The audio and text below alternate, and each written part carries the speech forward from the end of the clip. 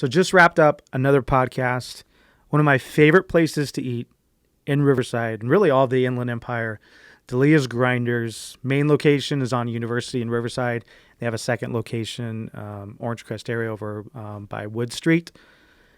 The best grinder I've ever had in my life. Their bread is amazing. Actually, their website is itsthebread.com. When we came back last year to Riverside, it was one of the first places we ate at, and that's probably where I'm going to have dinner tonight. But owners, Brian and John Perrone, they're cousins. Their dads were actually twins, and were second generation. Their father had started Delia's years ago in Riverside. So sat down with them. I was really excited to hear more of the history of when it started and kind of the things that have, as they've seen the business evolve, and from online ordering to Postmates and that whole world that exists now. And we talked through COVID, how that's changed their business. Actually, May, they had their biggest month ever in the history of the store, which is incredible. They've done an amazing job at adjusting to COVID, and from their ordering process, they started online ordering, fortunately, just before COVID hit, and got that set up and have worked out the kinks. So if you want to go there, they are incredibly busy. Suggest ordering online at itsthebread.com. You can pick it up in either location, but unbelievable. I suggest there's like a turkey club, which is amazing. They have a Philly de Fuego and another Philly sandwich, just unbelievable good stuff. So it was great talking to them, hearing a little bit more about the business, and really diving in and seeing a third generation now family business that not only has survived, but has been successful. I think one of the key elements is they've really held on to their history that they have, but they've still made some adjustments and pivoted, and found a really good middle ground of holding on to the past, but adjusting to the future. And I think they'll be successful for a long time. So hope you enjoy this podcast. This is the Create Podcast. It's such a staple. Like, I remember when we did your guys' photo shoot there, and we were doing the video shoot as well. And I don't know if you remember that lady that came out, and she was like, we drive up here all the way from San Diego, and then Marissa's dad, they grew up in Riverside and actually went to North High School as well. And so as a kid, going there, and so every time they come back to Riverside, which is a couple times a year, that's like one of the first stops, must too. So, but like I said, to know a little bit of the history, and obviously with this podcast, our goal is to, to really dive into kind of the story of, obviously your guys' family has created something incredible, not just the product, but the brand and the name and the reputation, for it to not just survive for so long, but to do as well as it has. And your guys, I think when I look at a brand or a company, like, their fans really portray, the product, and you guys have raving fans for sure. So yeah, I just want to kind of dive into the history and all the way back to the beginning, and what that first conception looked like with the restaurant. Okay, well, to tag along with what your stories about how far people drive, I think we probably all agree, when we're not working and we're just there chatting with people, whether we're taking a break outside, whether we're having a meeting outside, if customers get a chance to say hi to us, a story like that can fill up novels. We can create novels of the stories of where they've driven. In the most recent past, in the past couple months, I literally had a family come in from Aliso Viejo just for lunch to go right back home. And at the same time, it was a man-wife, and his sister from Anaheim showed up at the same time, and they did not arrange that. So the stories are amazing. But to us, it's like they're great to hear. Initially, it's like, well, we got to be in Aliso Viejo. We have to be in Corona. We need to be in Redlands. Yeah. But anyway, the history, as far as what we've been told, it started in Connecticut. Actually, New York. So our grandmother, her family, they immigrated from Italy in the 1920s. And so our great-grandfather, whose last name was Delia, went to New York to start the business, but felt mafia pressure, so they moved to Connecticut. So the true Delia's Grinders that still stands now, the original one, is in Norwich, Connecticut.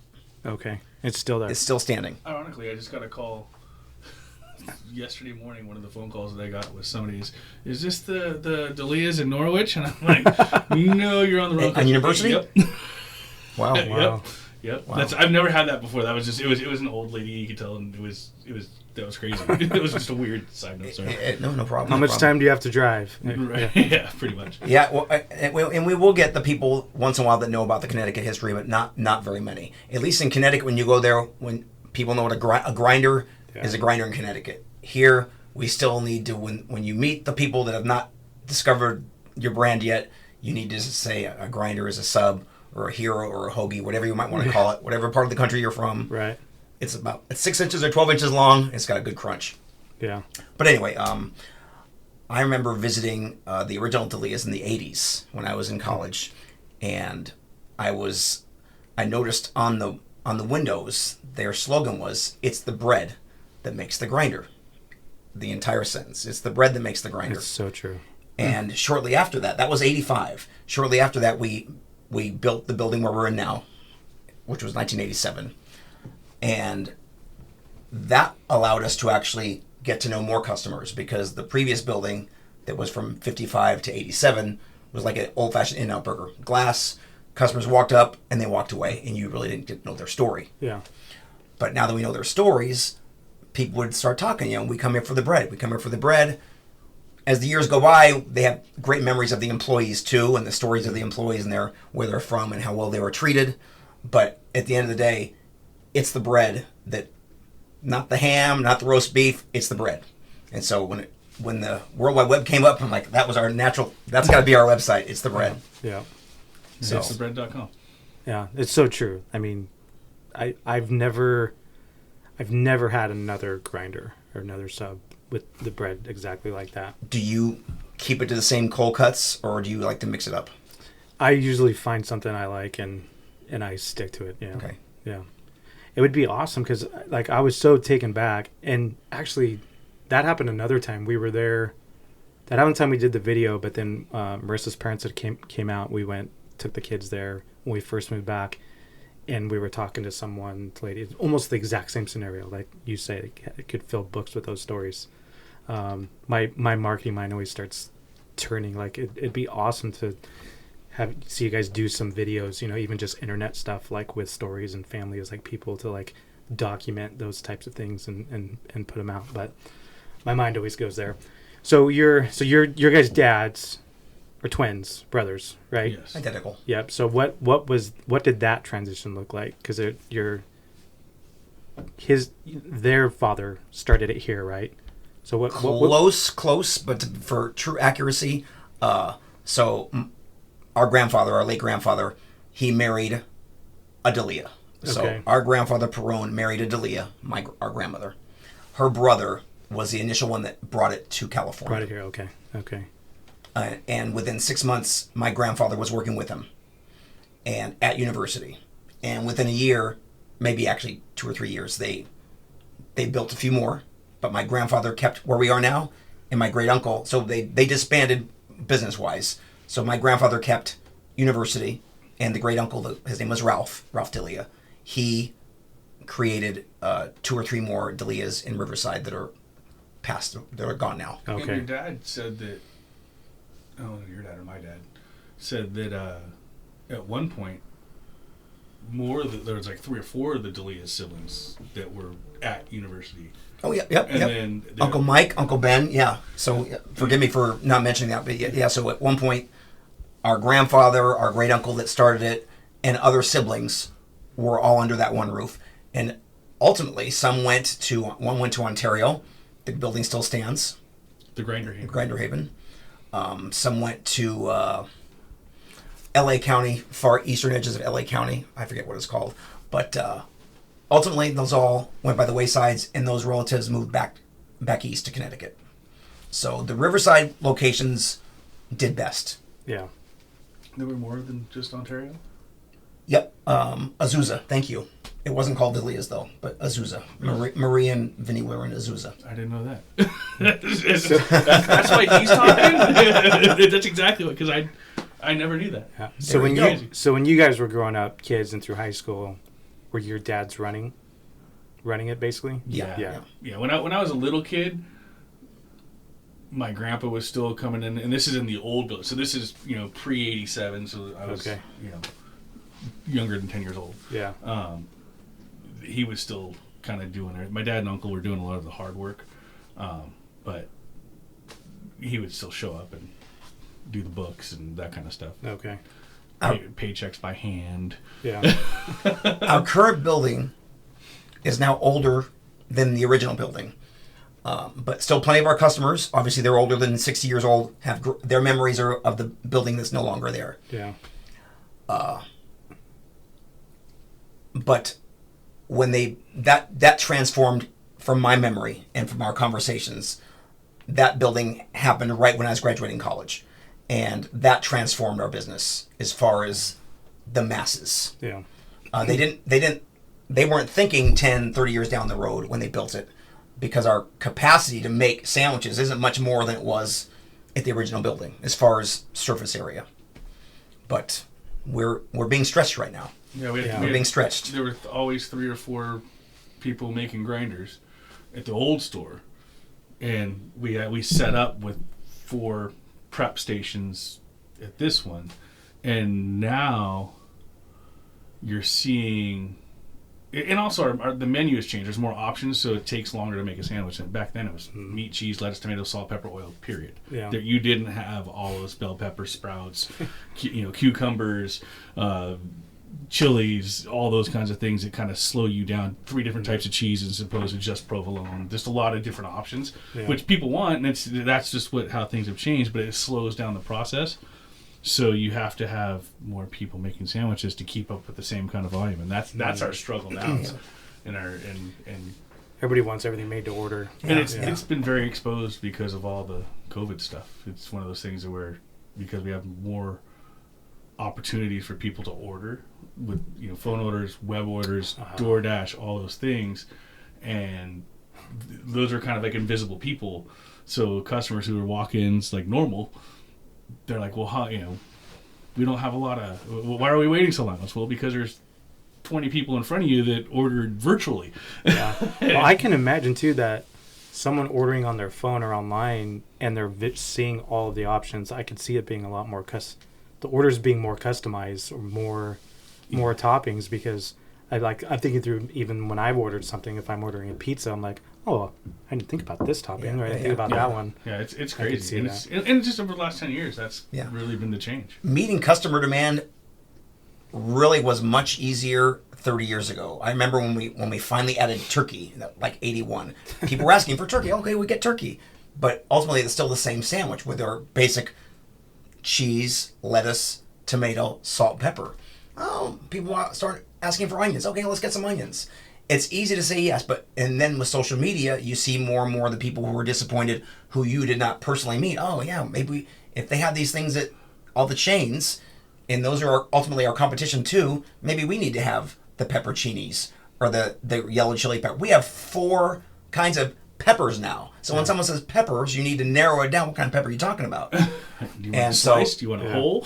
So all these ingredients, as many people as we're making happy, the effect is people are now waiting significantly longer. And if we're too busy, it's not like they can go to the Delia's down the road.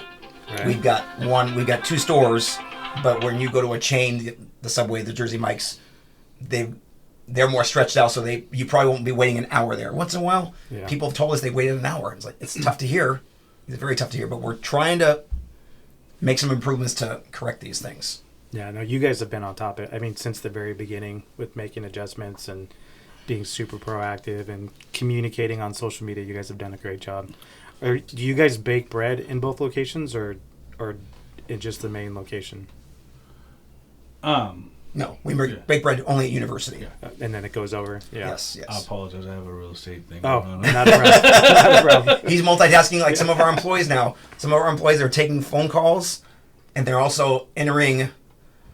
Actually, they can't do it quite at the same time, but our employees are definitely multitasking now that I could never do when I was in my 20s. Right. Of course, that wasn't necessary back then either. No, they're like born into it now. It's like when people order on their apps now, they're ready. They push order it, and they're hoping in 10 minutes when they get there, it's ready. And they're in for a surprise sometimes as far as a 10 or 20 minute wait like it used to be. Yeah. Is the bread, is it the same recipe from the beginning? Have you guys modified that over the years, or for the most part the same process, same?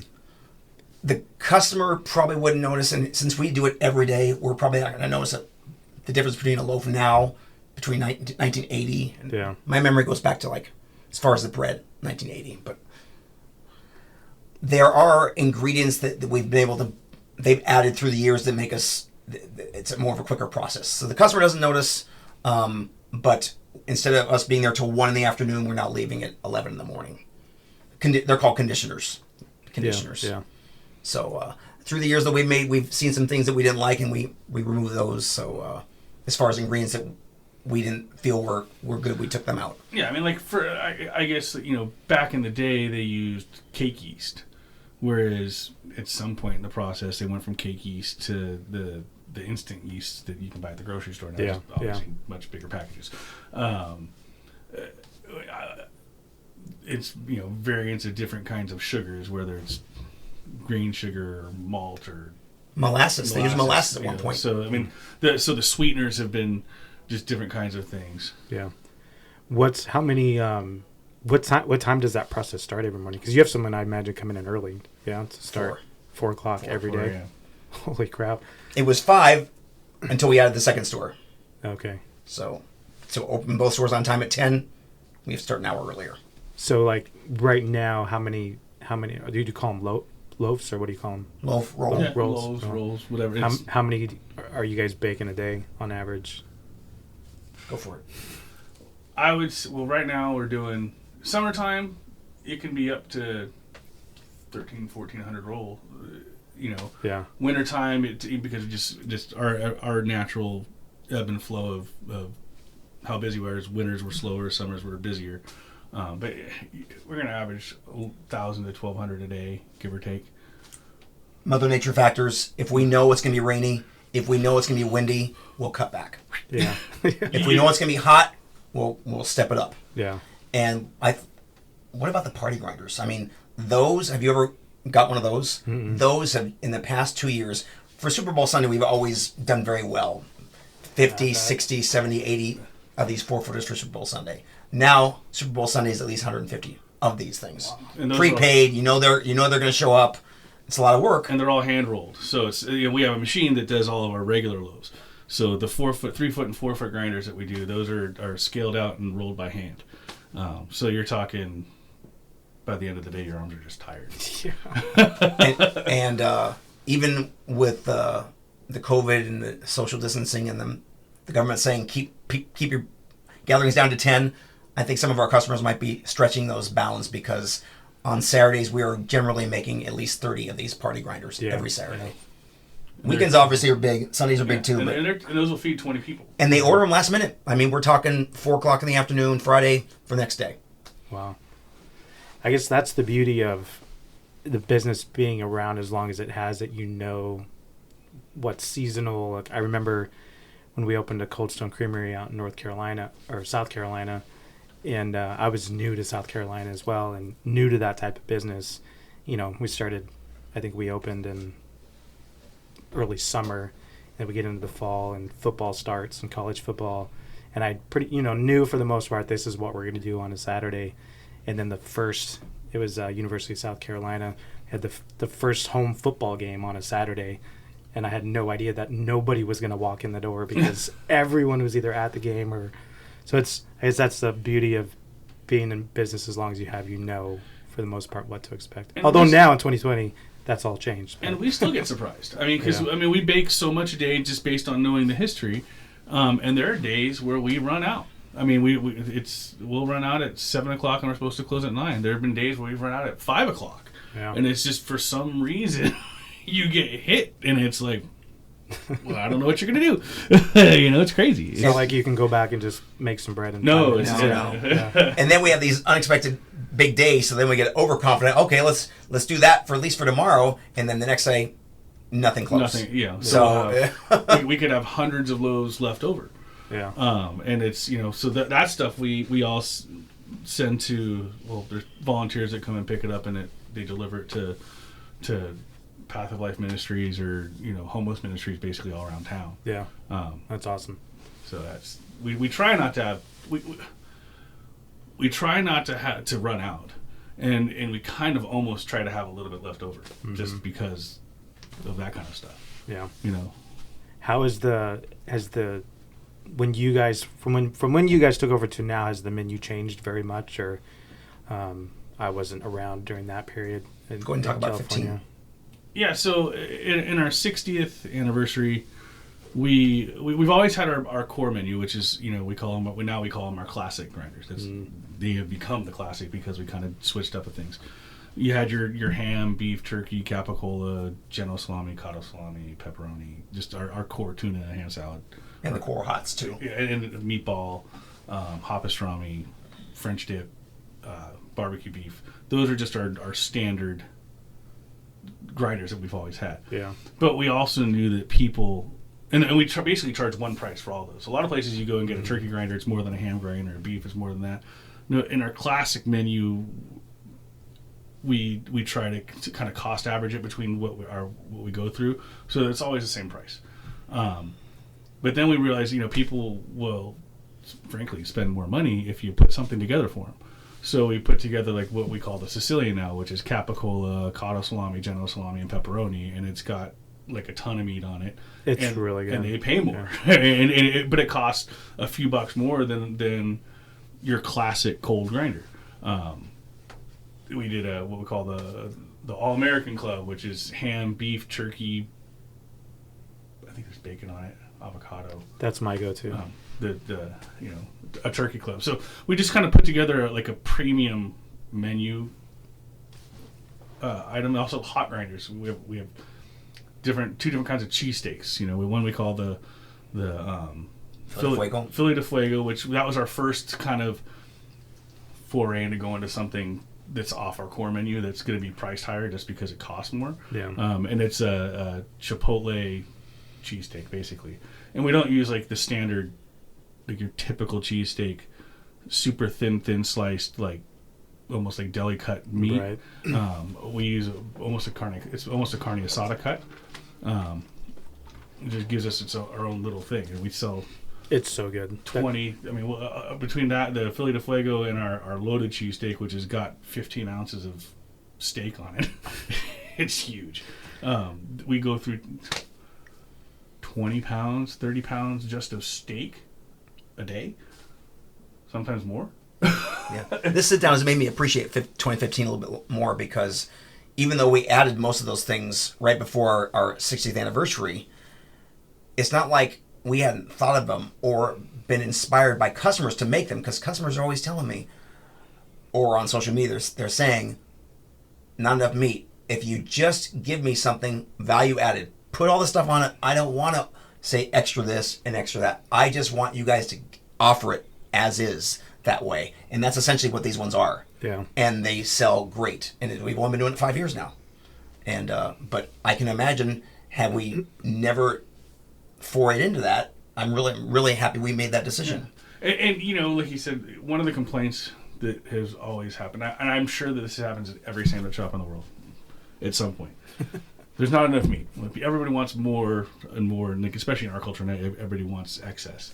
So we tongue in cheek, when we did create that menu change, we created 2 sandwiches. One of them was a half grinder with a half pound of meat. We call it the half pounder. And then we have the whole pounder, which is a whole grinder with a pound of meat on it. Yeah. And it was really kind of an almost tongue-in-cheek, like, well, here you go, but people buy them. I mean, like, you're talking about a $17 sandwich that people they're buying them, and it's crazy. It's like it's worth it. I mean, that's what it would. It's a real cost. It's actually a pretty good value if you were to kind of piecemeal it yourself together. Right. But it's I couldn't eat it. That's just so much. But people do. It's pretty amazing. What do you think today's customer, as far as the particularness, the persnickety-ness, I'm not sure what the word would be, But there's one ingredient, in my opinion, where it's almost become impossible to please the customer as far as amount, whether it be too much or too little. 3, 2, 1. Oil. Yeah, oil or lettuce. Yeah. Lettuce is the other one. It's like, and that's kind of your hands are bigger than my hands, and so the person making the sandwich, there's some things that we try and portion out the same, but you just on it's shredded lettuce, right? Yeah, the So shredded. yeah. I mean, like I said, my handful is gonna be bigger than his handful or his handful, and so on and so forth. And some people say, "Oh, there's too much lettuce on it." Well, the next time there won't be enough for it. And like you said, we've got people that are very passionate about our food, very passionate about their memories of what is normal for them. Yeah. But if they've been coming for 30 years or 40 years. Our employees have been working for us for 2 weeks, 2 years, and we try to tell people if we put too much oil, it's ruined, and then we have to make it all over again. If we put too little, you're not happy, but at least we can add on to it or give you some on the side. Yeah. But it's very hard to be spot on with people's taste for oil and lettuce. And you got to figure if you're selling 1,000 sandwiches a day, and you have 2, 3, 4 people that are not happy, you're doing pretty well. But the problem is now with social media and all that stuff, those 2, 3, 4 people have a big giant it's megaphone. Amplified big time. Yeah. So and you guys are dealing with, I mean, with there being so much history, and it's like with us, like we love it, and Marissa's parents love it. It's like it's a generational thing. Like there's so much history and so much nostalgia and memory that you have to live up to with your customers. The fact that you guys are able to do that is huge. Like I remember when I moved back east, and I don't even know if they have them out here, Carrabba's Italian restaurant. Mm-hmm. And I worked there when I was in college, like 2000, 2001. And I think the company that owns Outback has since bought them, and it was, I think, still family owned back then. Nothing was ever frozen. Everything was prepped that day. Just incredible food. And then I hadn't been there for years and years, and I went after it was bought, and obviously recipes were changed and it wasn't fresh anymore. It was like, I was so mad, because I had such nostalgia and memories of this food being so good, being in college, and just amazing. And then I go there, and the level of being upset was amplified because of the memories, Right. So like you guys are dealing with that. Oh yeah. On a regular basis. Absolutely. Very good point. Yeah. Absolutely. What do you think? Obviously, the bread and the food, but beyond that, what do you guys to be around and be successful as long as it has? What else is it? Do you guys think, as you look back at the history or things that you've done from your perspective, that has allowed it to stay on that level? Boy, it's almost a loaded question. Yeah. Yeah. As I was asking it, I realized it was. Well, no, I think that there is a sense of reliance on the history keeping you moving forward. Yeah. And it's easy to get, and we battle internally just within the family of with the ebbs and flows of just society, and the internet and social media especially has changed that. I think that the history can take you.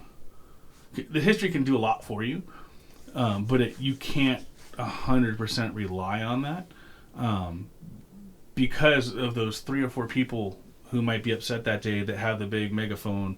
You have to also have your own megaphone to try and keep that in check, so to speak. And you have to realize if there's consistency in some of the stuff that's being said, and that's something that should have been happening all the time, but now you hear it all the time because it does get put on social media, and your friend tags you and says, "Hey, somebody had a problem," and you're trying. So now you at least have the opportunity to fix it, or at least respond to it.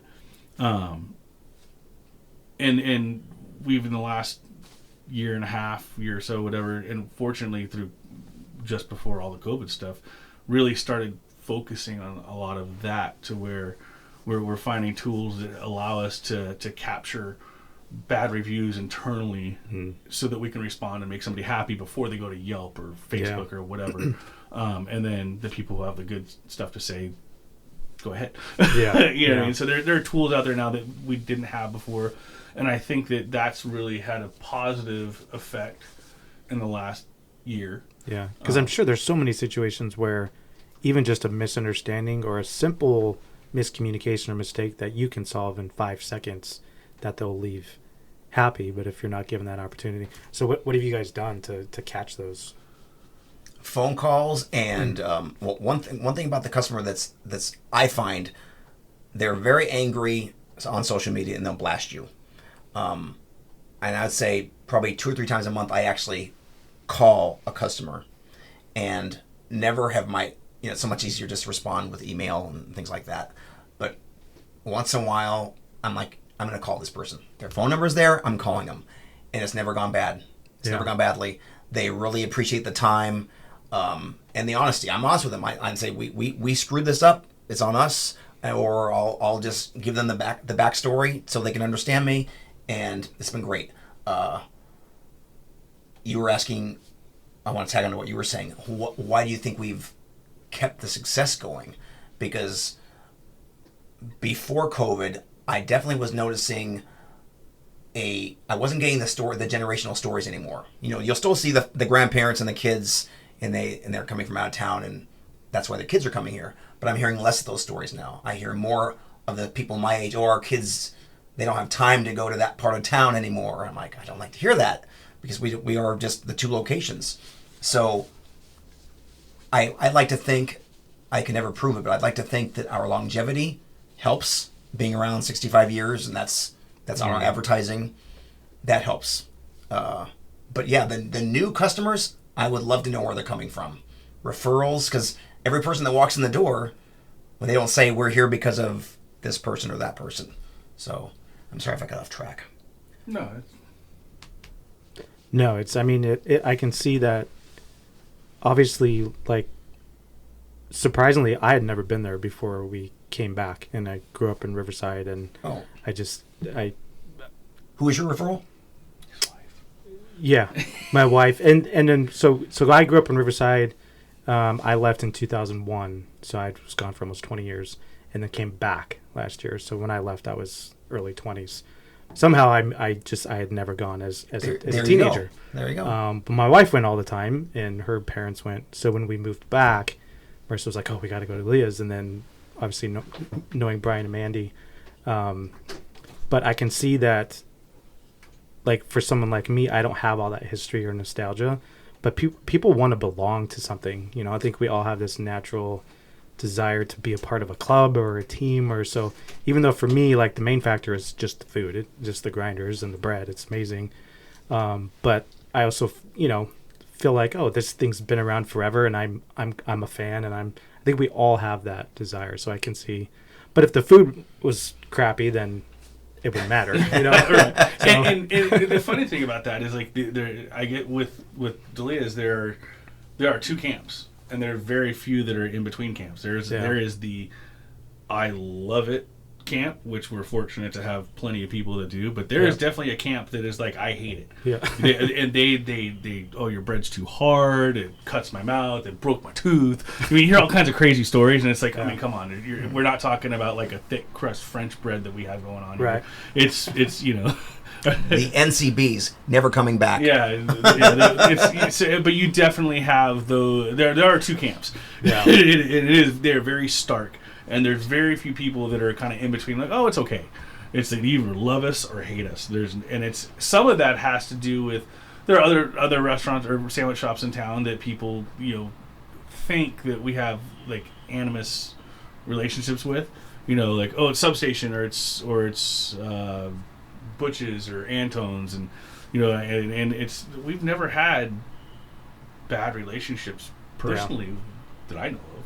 In fact, Antone was a friend of our grandfather's, and he actually asked our grandpa to teach him how to bake the bread. And Grandpa, I think from what your dad said or my dad said, that he said, here's how to make bread, but he didn't give him our recipe. Right. But Antone had a great business for a lot of years because of the relationship, and it's there's plenty of space for everybody, and his stuff is their stuff is different than ours, and that's okay. Yeah. There's plenty of space. I think you guys have as we're kind of talking through it and kind of processing it, you'd mentioned earlier of like holding on to the past and embracing it, but also adjusting and, changing with the times. I think you guys have done a really good job of finding that middle ground, because especially now in any business, wherever you are, if you're not changing, if you're not adapting as things change, you're dying, basically.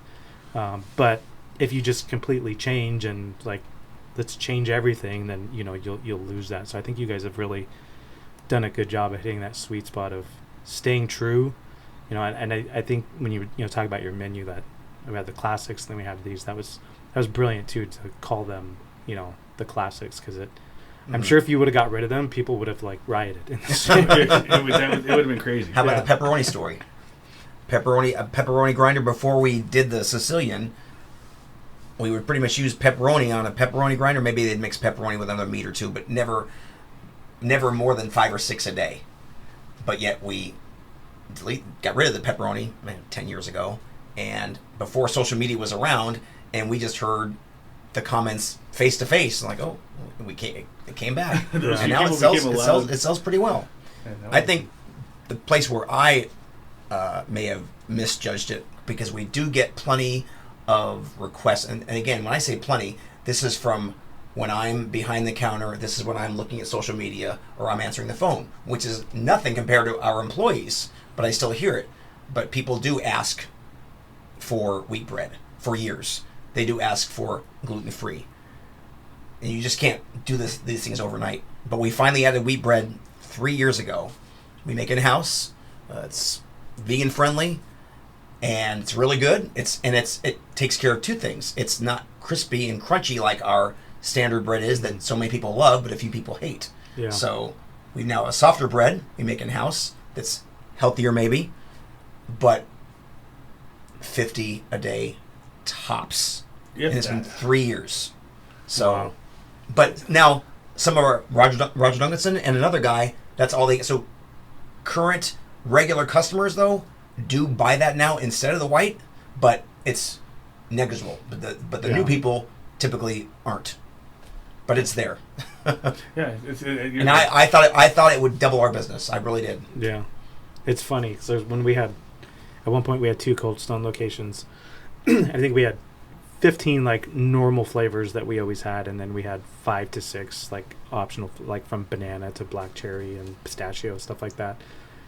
And we would have something that half the time it would go bad, or we would have to get rid of it. And so I'm like, how we need to stop making this. And then I have to have a couple people come in and just lose their mind, on their regulars. It's like, where's my pistachio ice cream? But it's a balance though, I guess, of figuring out what you need to have and making it work. I think the other thing, being in there a handful of times over the last 6 months, I've noticed with you guys is your employees are fantastic, super friendly and helpful. I remember it's been 10 years since we ran the Cold Stones, and I don't imagine it's gotten any better, but gone the other way, trying to find teenagers to give good customer service on a regular basis. Teenagers in early 20s is really hard. That was the hardest part, was finding, not so much keeping. Once I found them, I was able to keep them, but finding, someone that has a strong work ethic, that is also can be friendly, handle a difficult customer. It's difficult, and so whenever I go to a place, especially since my background, and I'm always noticing that too, the employees, like as I'm waiting for a sandwich or whatever, I'm like watching, and you could tell that you guys have done a good job with that. I'm sure you probably have stories too of people that have worked there, that their parents worked there, and Yep. Yeah. yeah, Definitely got some of that.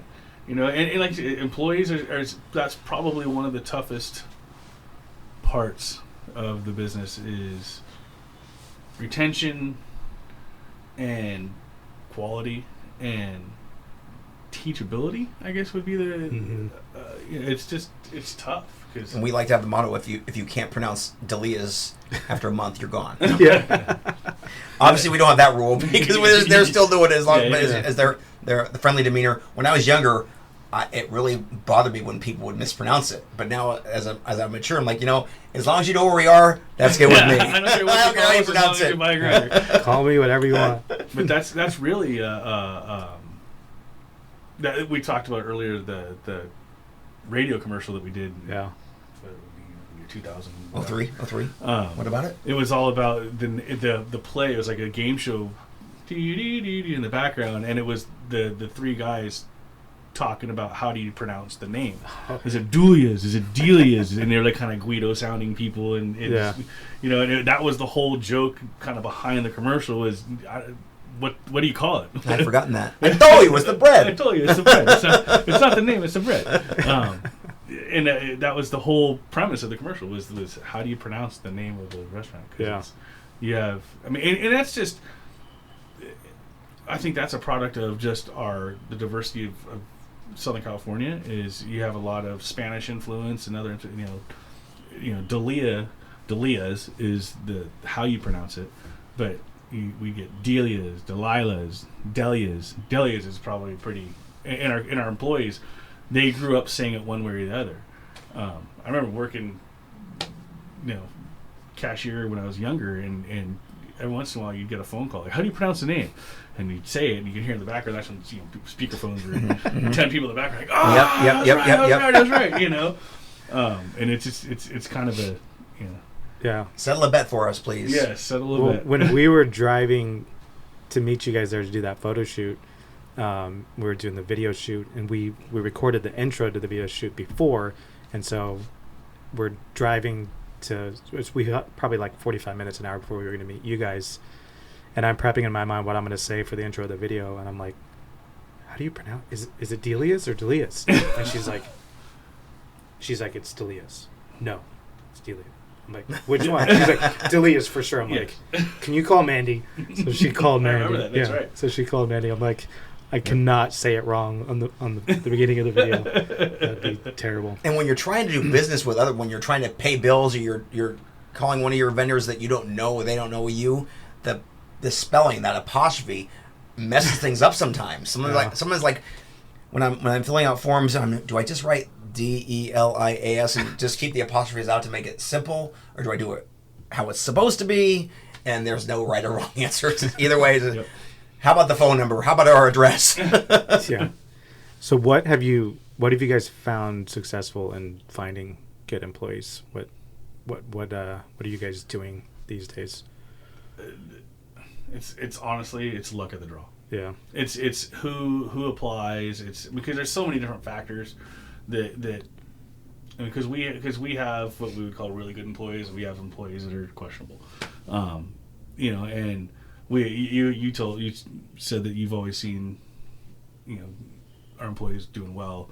We have plenty of people who feel the exact opposite. So it's really that is the struggle. Just takes one bad experience to think they blame it on everybody, or if there's one person kind of screwing off and 10 people are working. We have 43 employees right now, and it's I think the COVID period has totally changed it. Hopefully, just temporarily for a year or two, but with the masks, the plexiglass, we get complaints now. Nobody was smiling at me. I swear to you, nobody was smiling. Bad attitude. Okay, you can't see smiles. You can't hear so much the attitude. I'm not saying we don't ever give attitude. It happens once in a while, but this is just like, it makes it so much more difficult. And so I always try to give the employees the benefit of the doubt. At the same time, when you address the customer, we're going to say, sorry you felt this way, you had that experience, and I'll do my best. Is there any way there could have been a misunderstanding? You didn't hear them right, they didn't hear you right, because misunderstandings are very common these days. Yeah, that's with the masks and the plexiglass. Yeah, it's like talking with your hand over your mouth and nobody can understand you, and then you get a window in front of you. Oh, you want extra tomato? Right. No, he said no tomato.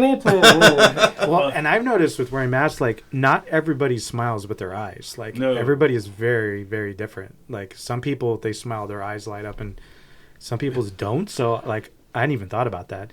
You should probably have all your employees wear masks, like, with big pictures of smiles on. Right. That would be funny, but I bet it would. I bet it would actually work because even I can see those customers like subconsciously, like they're not really consciously thinking through, but That's not a bad idea. they walk away from it and they're probably not thinking, "Gosh, that person never smiled at me." They're just thinking they're not getting what they normally get, which Right. is a smile and an acknowledgement. Last night's football game, did you see it? No, I can't. One of the Casey running backs had a mask with a smile, He did.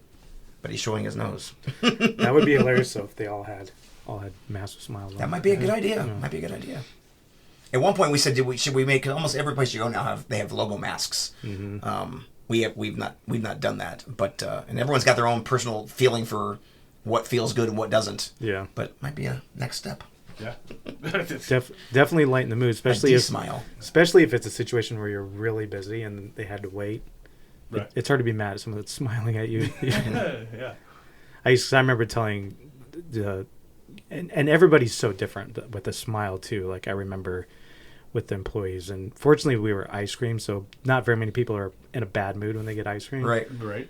But I would have some that just naturally would smile, like as they're talking, and I'm not that person, but I would always have to force myself because I tell them like just to smile. Like you can do the exact same service, but throw in some smiles. It makes such a big difference. And making Cold Stone, you've got the whole to do there. People are seeing their ice cream assembled. Yeah. It's an art form. Yeah. And making sandwiches is too, although we don't showcase it. But Right. I think making sandwiches is a sandwich can be a really good looking food item. Yeah. And I know people love it. They say it makes a mess all over the car, but we love it. Like you said, it cuts the roof of our mouth, but we love it. And some people cuts the roof of our mouth, never coming back. Yeah, it's crazy.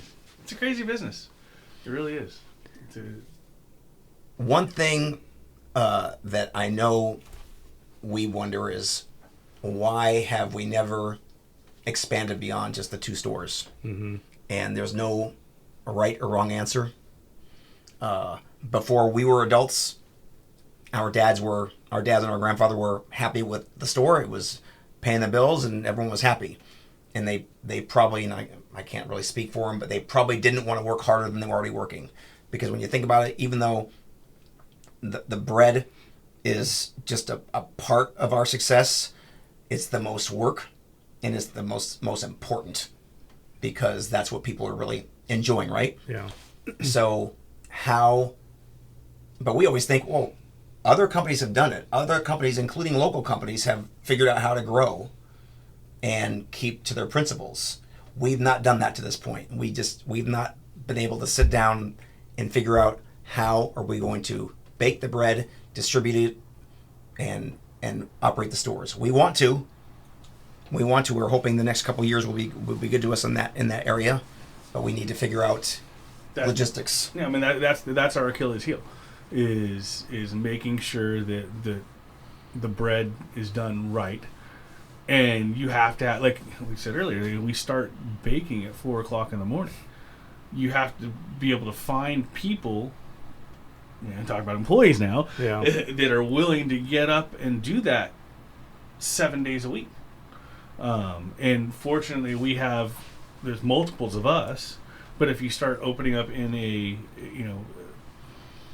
more locations, well, we can share that responsibility with one bakery. Now, what about 2 bakeries? Now, who's doing this stuff?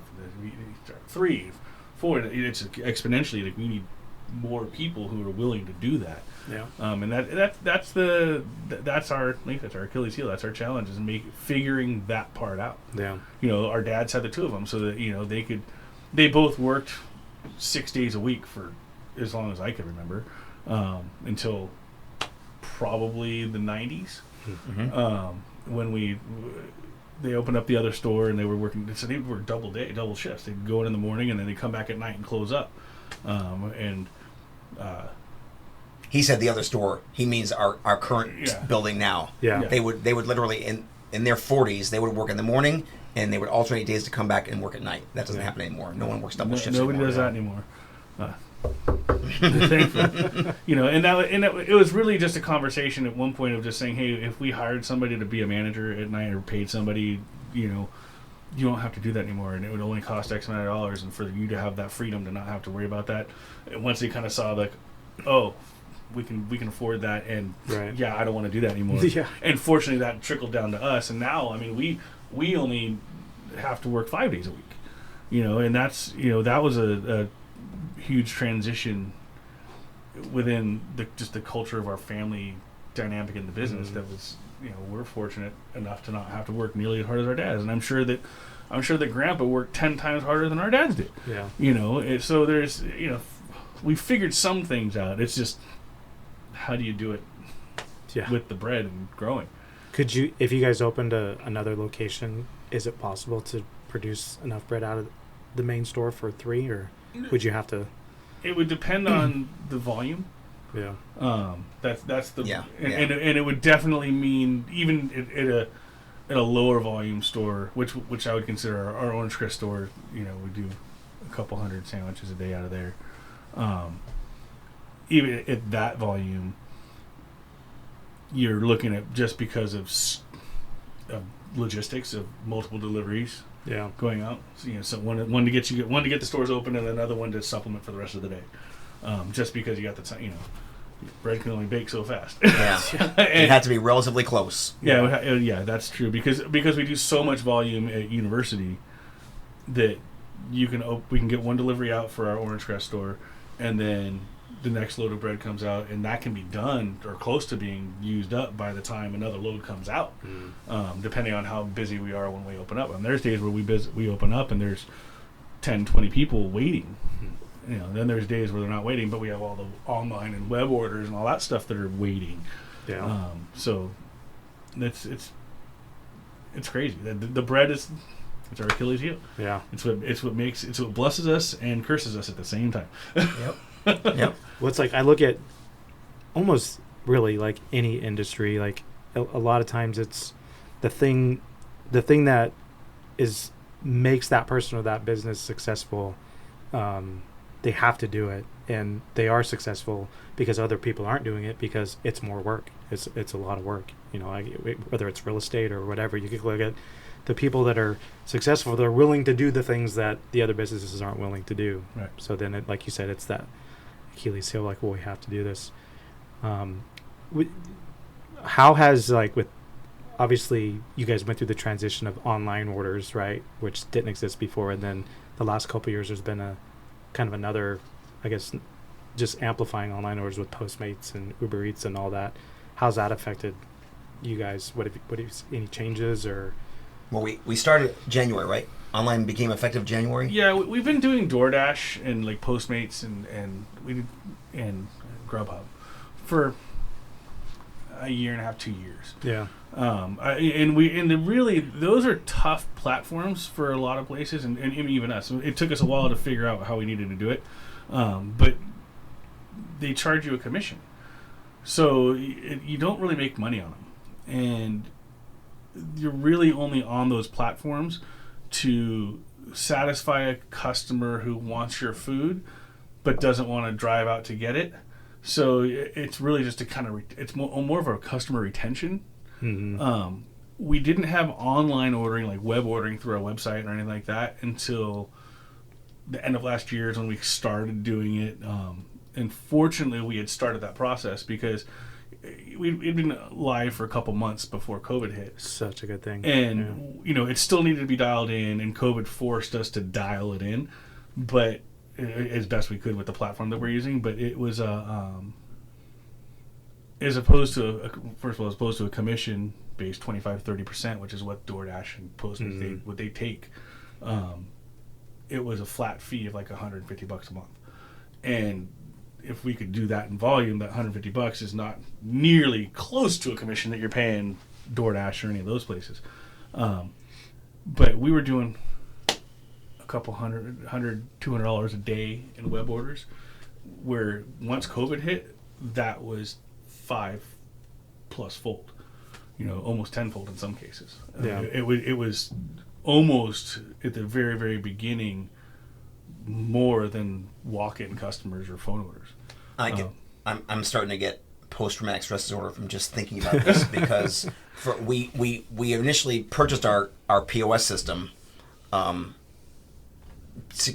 it could handle online orders, but that was probably 10 years ago, and we weren't using it we were paying a lot of money for it, but we weren't using it for online yet. And now once COVID happened, because the deal was, people would complain, your phones are always busy. I get it. We have 2 lines, and if you're the 3rd or 4th person, you're not getting through. Let's do online. COVID, oh boy.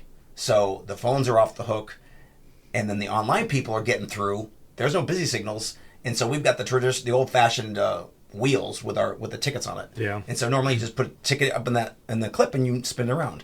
Well, now with all the onlines, we were having 3 or 4 tickets in one clip because there were so many, and that's what is giving me the PTSD, because people are in the dining room, they're waiting, and they're like, there's 4 people in this room, why am I waiting so long? I'm like, do you see all those tickets?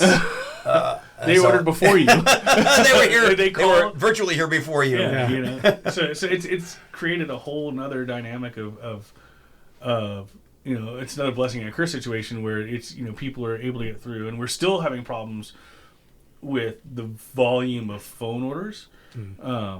Where, because we have, like I said, we have 2 lines, and one line rolls over to the next one. If you get a busy signal, that next line picks up. Well, once you get past that one, you get a busy signal again. And during our lunch, our peak times, people are getting busy signals for 30, 40 minutes, and they're trying to get through, and we get Facebook messages and comments on, like, I can't get through your phones, and it's like, well, here, use the web ordering.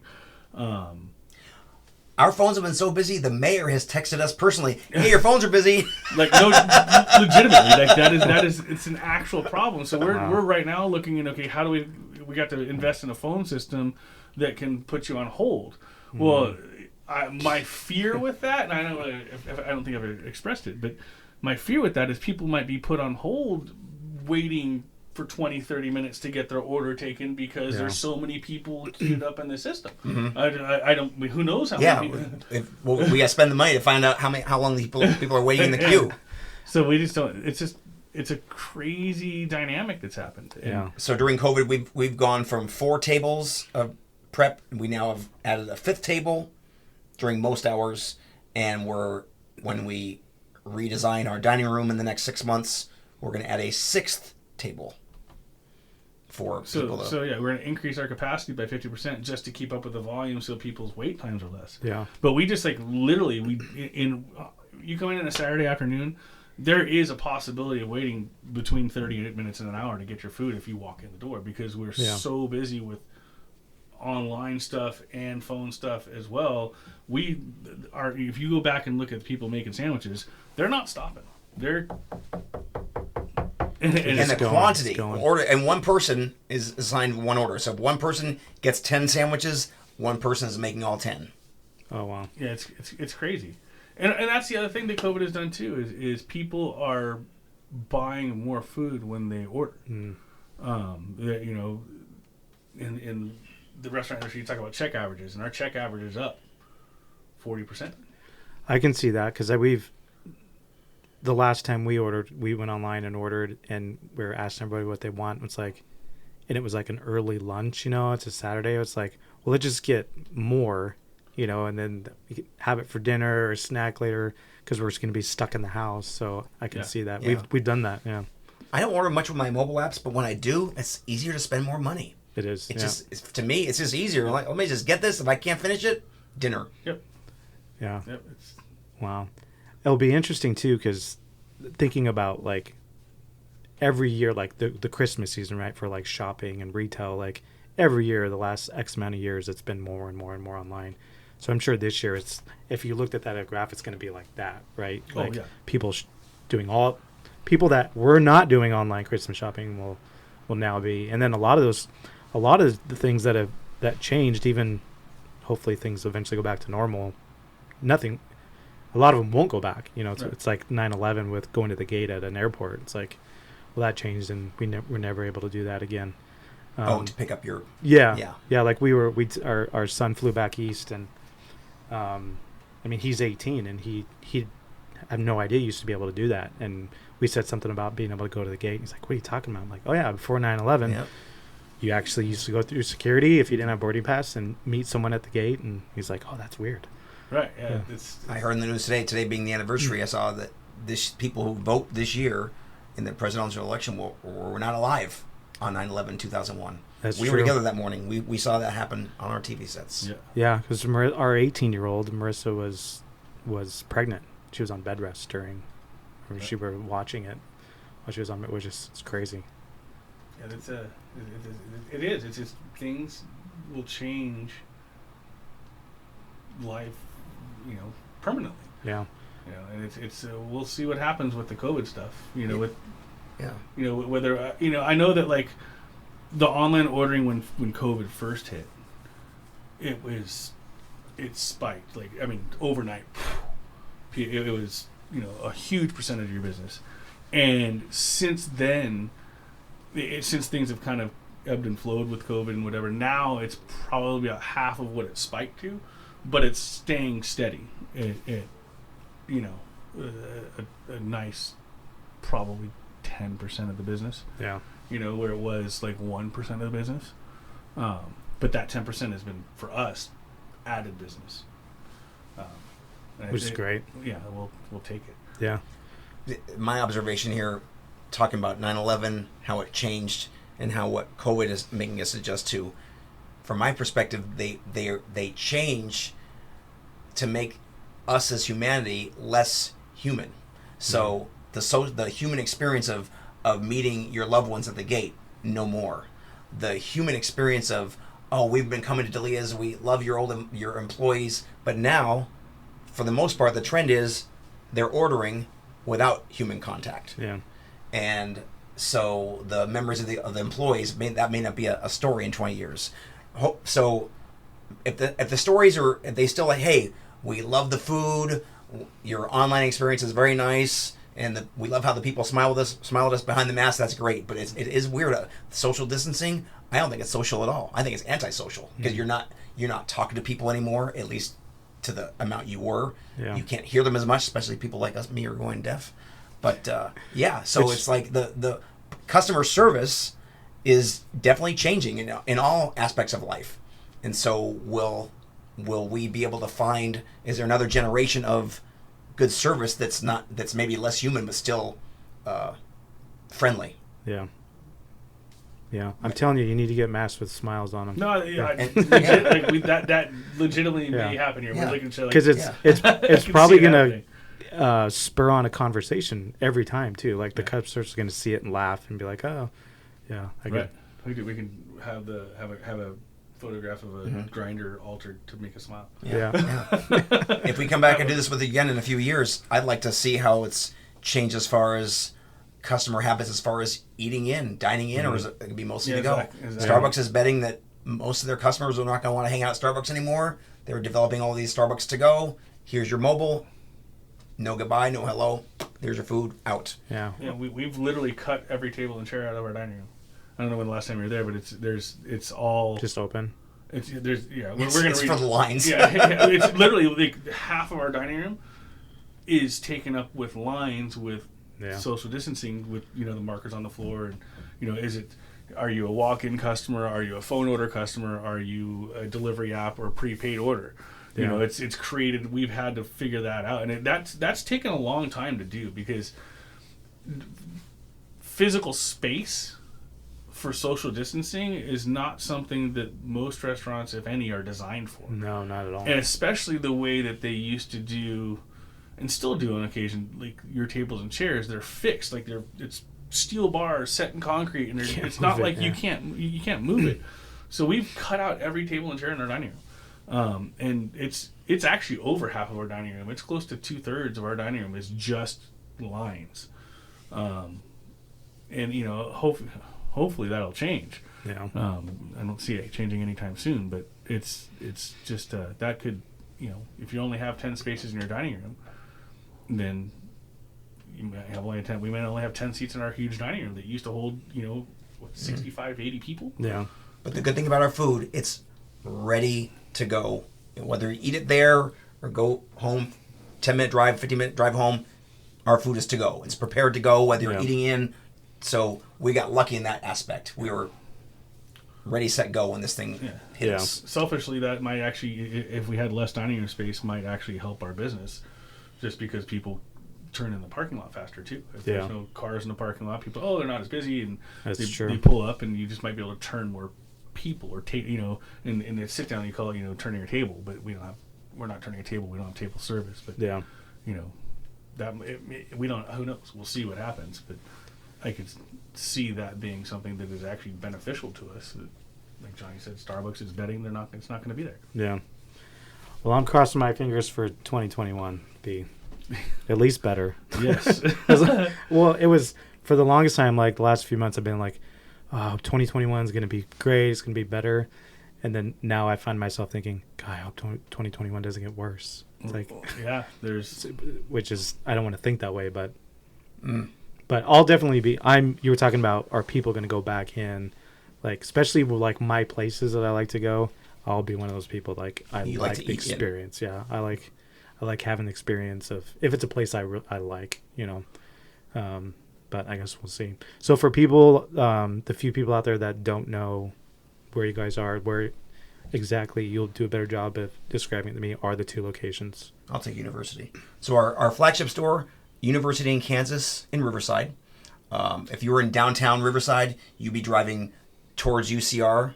If you're at UCR, you'd be driving towards downtown. address. Go ahead. What's the actual address? Actual address, 2093 University. Zip 92507. With your 2093 University, plug it into your phone, you'll find it. And then our second location is on the corner of Wood and Van Buren, and it's a 19009 Van Buren, and it's Suite 121. Cherry on top is on one end of the building, and we're around the corner on the other end. Other side.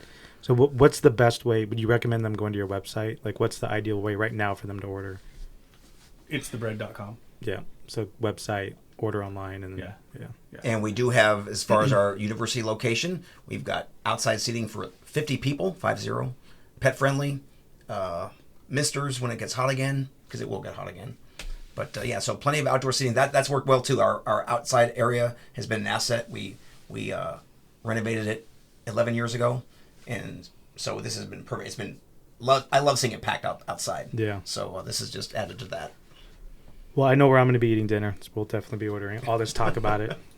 But thanks you guys for coming in. Obviously, love the sandwich, love the grinders, love the place, and it's great hearing the story. So thanks so much. Thanks for having us. Yeah. Appreciate it. There we go. I've got that album, so we'll sign that one. Summer of '69.